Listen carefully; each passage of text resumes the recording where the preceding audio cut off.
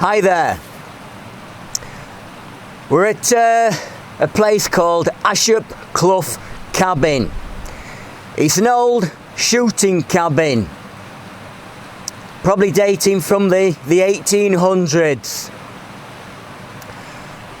We're actually about a mile up from the Snake Inn. Now the Snake Inn, that went last year, that's disappeared as well. But the plan tonight is to camp on the northern edge of Kinder Scout, which is straight up there, about 600 foot. Now, this is my first wild camp as an OAP. I'm 66 now, so I'm an old age pensioner.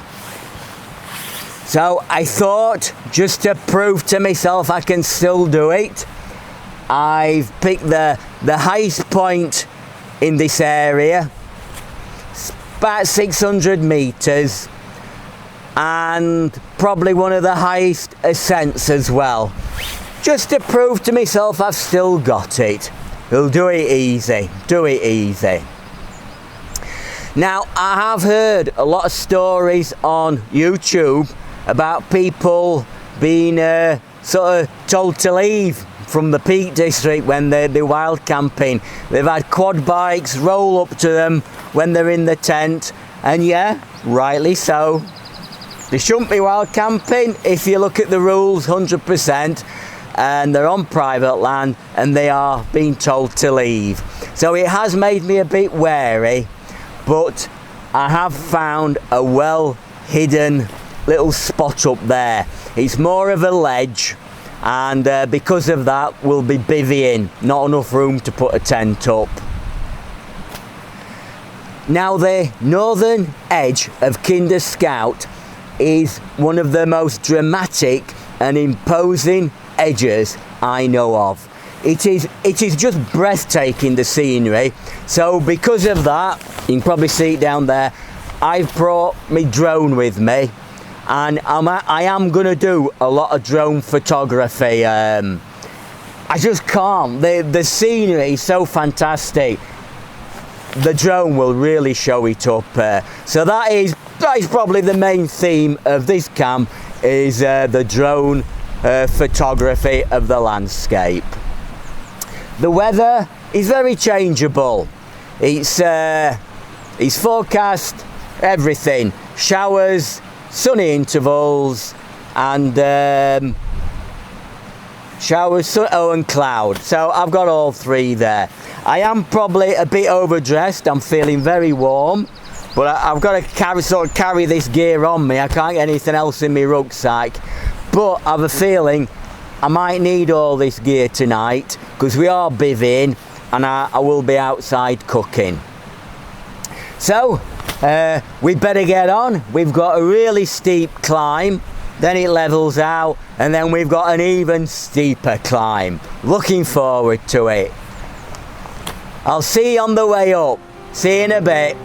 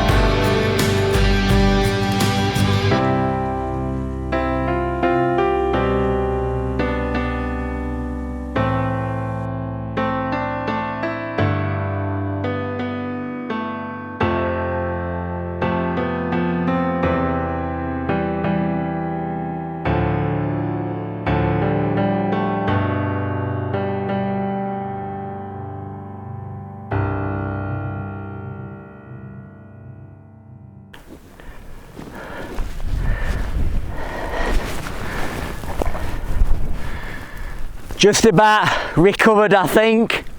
Oh, it was steep. This last bit that I've just come up, I tell you, must have been about 70 degrees. I was having to come up on my knees and then grab hold of clumps of heather and grass and sort of pull myself up. I literally crawled up the last 100 metres, but it's worth it. We're up here now. No more climbing. Finished. So first thing, we're going to get some drone photographs. It's still reasonably bright, and I want to try and get a bit of footage in case it goes cloudy or decides to rain. It's a good spot, this. As you can see, there's some interesting rocks to stand and pose on while I send the drone off. So we'll see what we get, and when we've got that out of the way, the important stuff, we'll fall back on getting water and stuff like that. I'll see you stood on one of these rocks.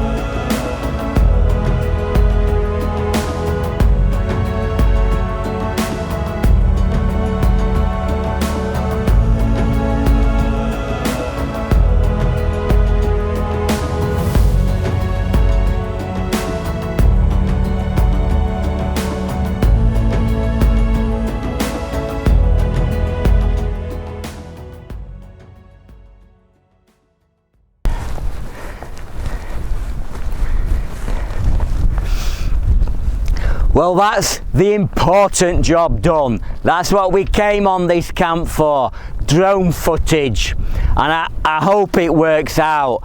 The views I got were fantastic, so fingers crossed we get some good footage there. So as we've done the important task, we can now resort to more mediocre tasks like getting water and finding the campsite and getting set up. So I'm off down to Nether Red Clough to get some water. It's only about a kilometre, it's not too far. I'll see you down there.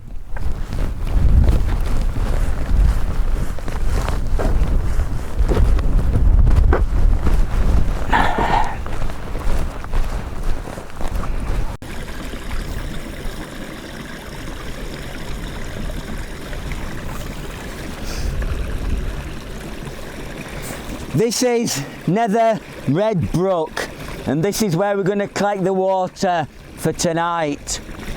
I was worried that it might be dry, but there's plenty here.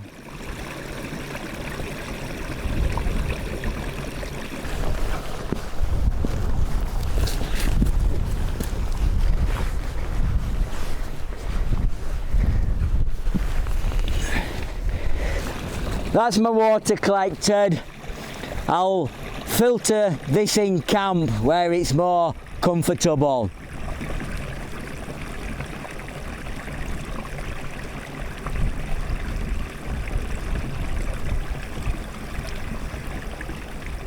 I'll see you down at the campsite.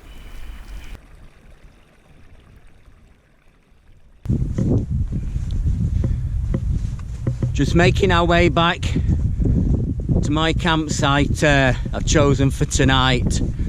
I've got all the water I need. That should last me tonight. It's surprising how much you use for a few dehydrated meals and food in the morning.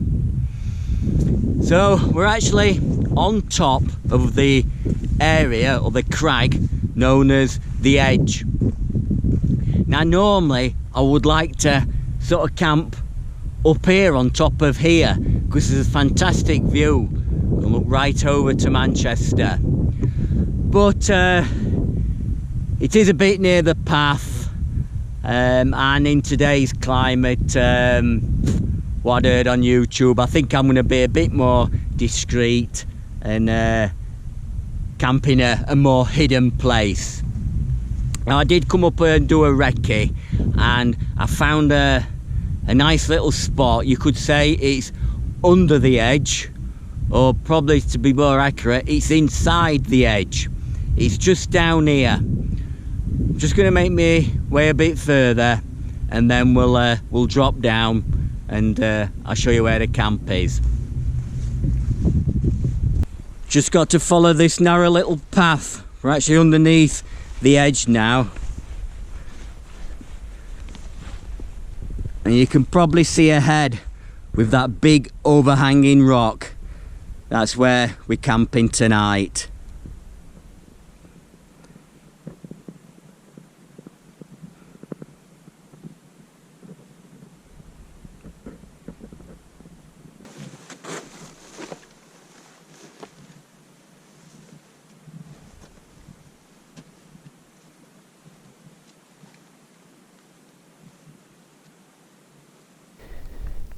What a fantastic spot! Nobody will find me here.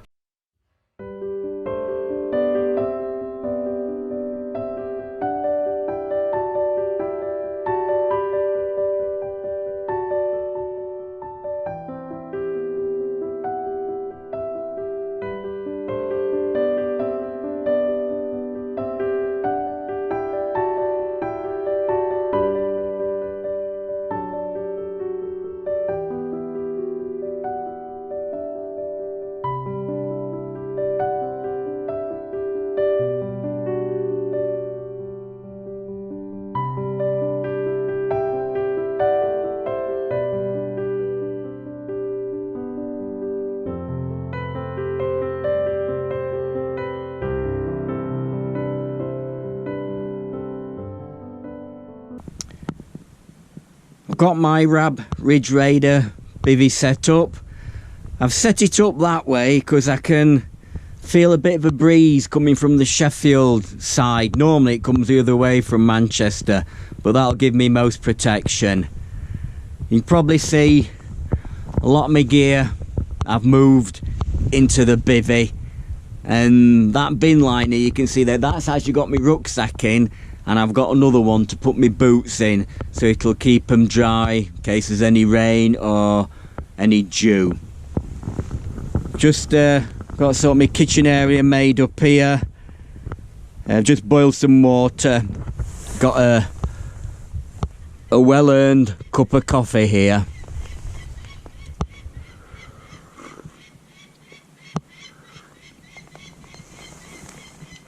Oh, it's very nice, that. But I'm going to get on and have me coffee. That's what I'm really after. So I'll see you in a bit.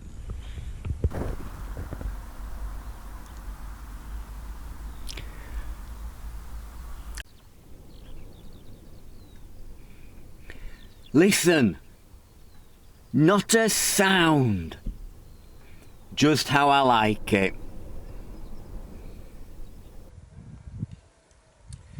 Just done with preparing my main meal now. It's like a standard dehydrated meal. I use, if I'm cooking fresh food, I can cook all different stuff. If it's a dehydrated meal, I tend to stick with one that works, tastes beautiful and fills me up, and it's like a pasta bolognese. I make it myself at home out of fresh mince, all French peppers, onions, everything. Dehydrate it, pack it away in those vacuum packed bags, and then it's ready for whenever I want to go on a lightweight camp. I've basically put the dehydrated meal in this 400, well, I think it's a 1400 milliliter pot. I've then put in, I don't know, that full of olive oil, because when you dehydrate it you take the oil out of the mince. So I've put the olive oil back into the meal, soak it for 10 minutes, bring it to the boil, simmer for 2 minutes, put it in this pot cozy, leave it for 10 minutes, and it's ready. It weighed, what we said, 250 mils when I brought it. It'll be getting on for probably 800 grams when it's done. So there's probably nearly a kilo of food there. So I'll show you the finished product when I've got it fully prepared.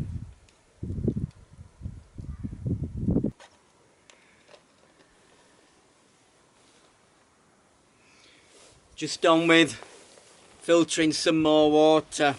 It's surprising how much you use.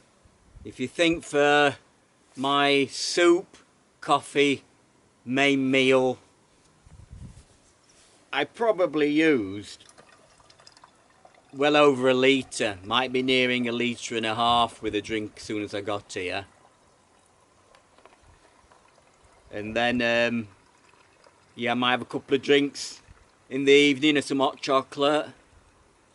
And then breakfast will be porridge and more drinks. So I reckon I use about 3 litres of water. And that is why I tend to bring 2 of these 1 litre bottles empty. Just get that filled up. Oops. Bring 2, yeah. So I bring 2 empty bottles, filter and fill them up, and then I've got the rest in my water bag, which I can filter when I want. As you can see, vintage Kinder. If that were whiskey, nice light golden colour I'd say, but it's not, it's Kinder water. So we've got 2 litres there. That should do us for this evening and breakfast time.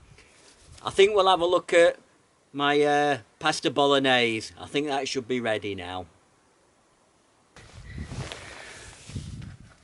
So it's had 10 minutes soaking. Looks hot. Oh, look at that. So that's rehydrated. Lovely that. You can see it's steaming, it's still warm that. Oh.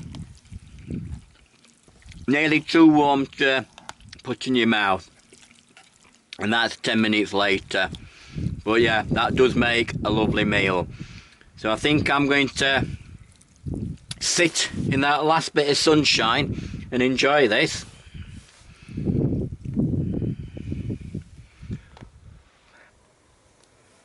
Perfect that.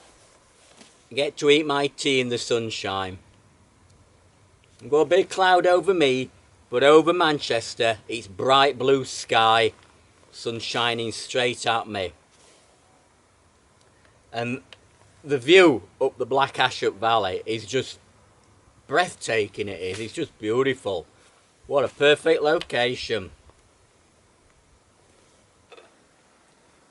It would have been the perfect time to get some drone footage, but I'm afraid I used all my batteries up.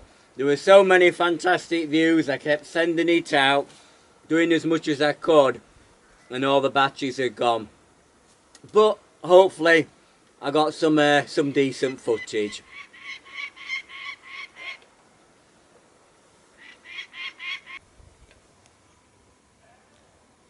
Now bivvying is a different style of camping. It can be quite hard. you're reliant on the weather. I try and pick dry nights when I bivvy. I knew I'd got a backup here because I was underneath this overhanging rock, so I could have cooked under that. But your cooking's outside, changing your clothes is outside, so you really do want dry weather. But the advantages, you can pitch on little ledges like this where you can only get a small footprint in. I couldn't have got a tent in there, I don't think, where I get my bivvy in, and then you're in a fantastic, stunning location like this. Unbelievable.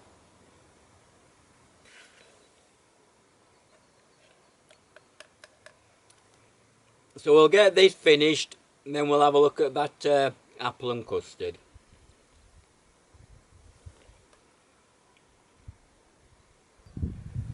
So just going to try this apple and custard. I've boiled my water, and in here custard powder, sugar and dehydrated apple. I'm just putting that in and give it a stir. Use a metal one.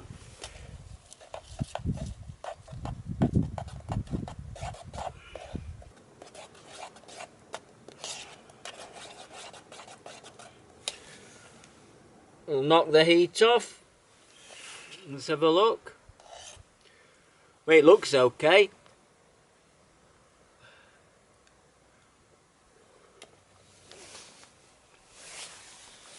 That tastes fine. Little chunks of apple in custard. Very warm, very sweet.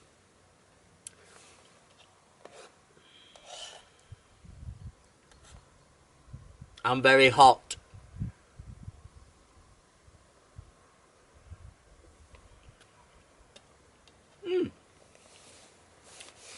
I'll finish that off and then we'll see what daylight we've got left. I don't think we'll have an awful lot.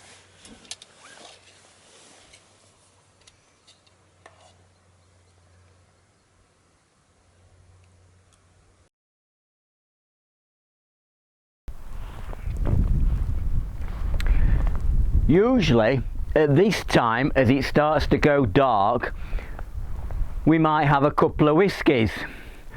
But I thought, as we were camping on this ledge tonight, it was probably the right thing to do to stick to hot chocolate.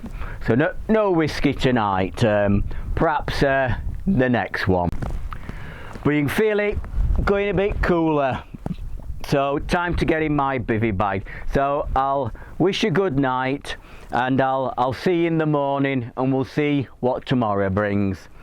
I think I'll just look at this view for a little bit longer.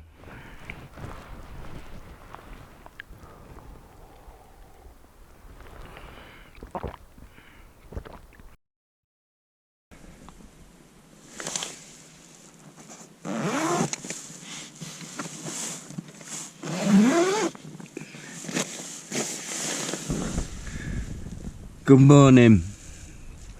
Certainly looks different to the sunshine we had yesterday.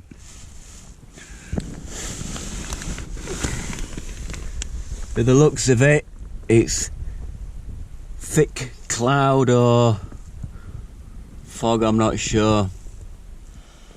But at least it's not raining. It had forecast rain for this morning, so I think it's time to get up and get some breakfast on the go.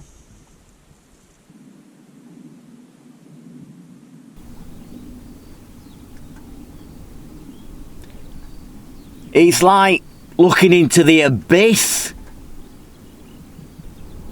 Get some breakfast, I think.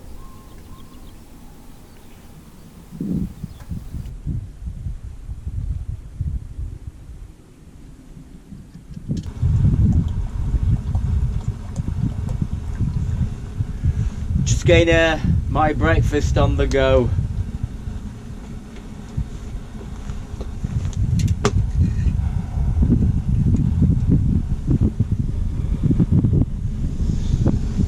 Quite straightforward coffee and porridge. warmed me up. How the weather can change. I mean, it's not too bad, but yesterday I was convinced I was overdressed. I brought too much clothing. I was sweating like anything. Where I've got everything on now, I could nearly do with a pair of gloves. But that's kinder weather for you. You never usually get 2 good days on the trot.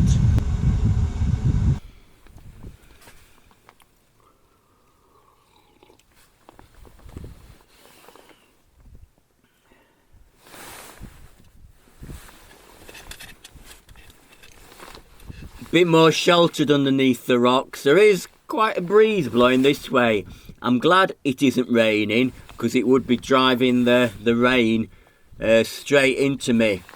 I've got the shelter from the rock above, but I think the rain would, if it was light rain like it forecast, it would have come into where I'm sat.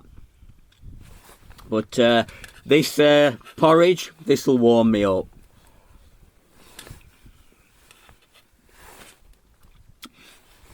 I mean, it's surprising now the warmer weather's arriving, how light you can actually travel.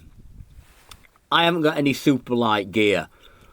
All my gear is pretty old. I've no reason to change anything. I'm not after saving so many grams. I'm okay with a reasonable weight.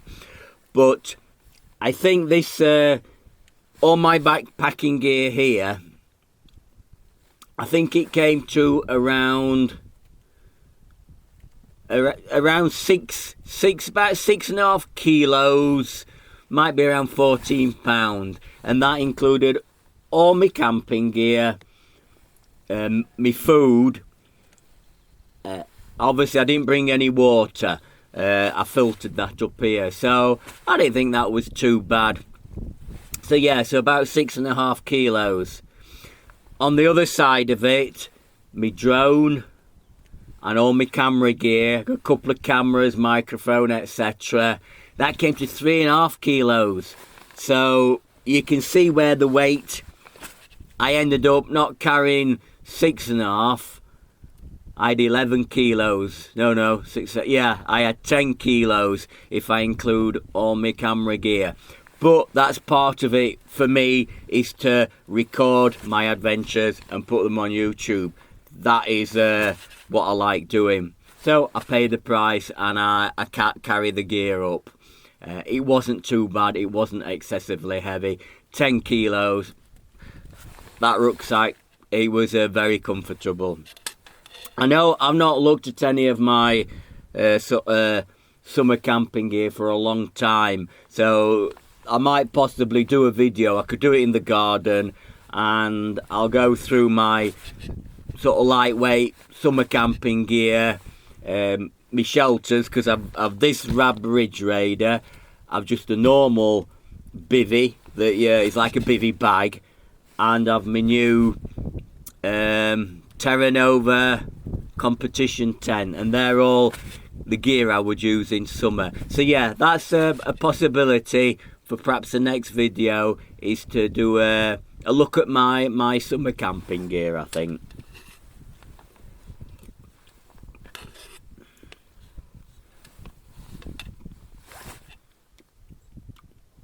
So, get me breakfast eaten.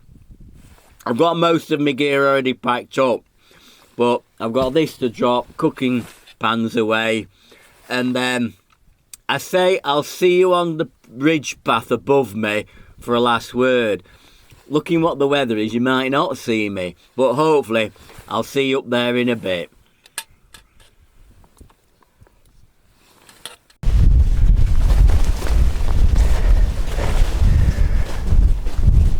Back up on the edge path now. It's good to be back up on Kinder, even when it's like this.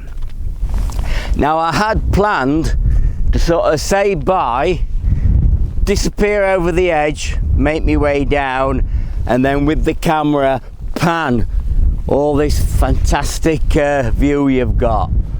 But the fact we can't see much, I'm not going to bother even attempting that. I'll just have to walk away in the mist. But hopefully the drone footage will work out and it'll show this northern edge of Kinderup in all its beauty. So instead of going straight down, I'm going to head over to top of Fairbrook and go down the footpath. It'll be a lot easier. My car's near the old Snake Inn, so it'll take me directly back to my car. I have a feeling a lot of this heather might be a bit wet and I don't fancy ploughing through it. So I'll thank you for watching. I'll see you on the next one. We might do a look at my gear, we might go on another camp, we'll have to see. I'm going to leave you with a bit of drone footage we took yesterday just to finish it off and show you a last view of the area. So I'll see you on the next one soon. Bye then.